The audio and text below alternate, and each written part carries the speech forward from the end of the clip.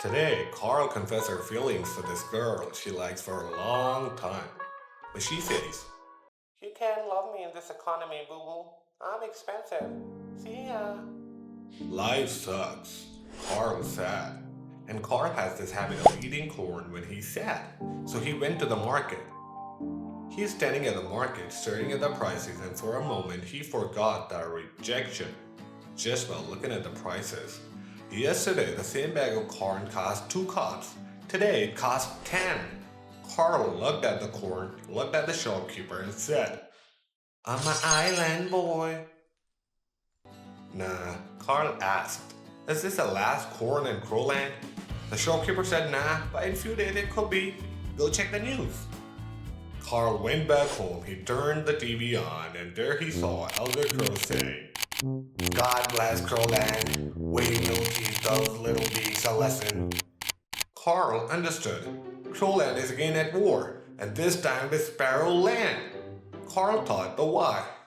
We had no problem with Sparrowland. Then he heard Elder Crow say, "Sparrowland is a threat to the whole world, especially to the Cornland, and they are killing their own sparrows." Carl knew. Same excuse like every other time, but here's what's more alarming. Sparrowland controls the route where most of the world's oil ship pass through, which means oil is not coming. Oil tankers cannot make us lose anything. We are the strongest one in the world. He's another enthusiastic crow who knows nothing about economy. He thinks oil is just for the cars, but Carl is about to find out he's basically eating oil. See, the corn in his hand didn't just appear. It was fed by fertilizer made from natural gas. It was harvested by a machine drinking diesel.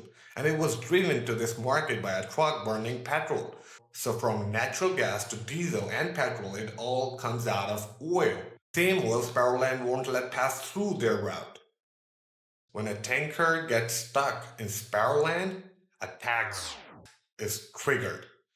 The farmer pays more to grow it, the trucker pays more to move it, and the shopkeeper, he pays more to keep the lights on. By the time that corn reaches Carl, it's been taxed 3 times before he even touches it. Electricity 100 cups, transport 10 cups, dinner 10 cups. Carl didn't start this war, but he's paying for one. Meanwhile, Elder Crow's friends start to stock. They stock oil, they stock food, they stock gas. They didn't have just all of these things, they had the clock. They knew the war was starting at 8 a.m., so they bought the market at 7:59. So whatever little is left in the market become even more expensive for the average crow. Elder Crow is safe. His family and friends are safe. Of course, they are. And beyond the prices, there's another cost.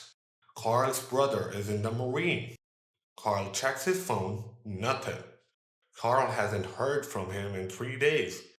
Some cost shows up in your wallet, other shows up in your front door.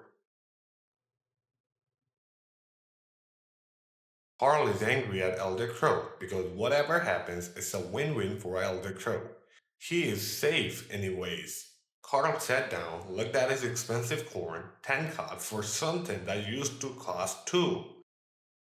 Carl dialed the number of his crush and said, "Let me correct you. It's not that you are expensive. It's just Elder Crow is already picking my pocket and I don't have room for 2 thieves in my life." Damn. He hung up the phone. What do you think?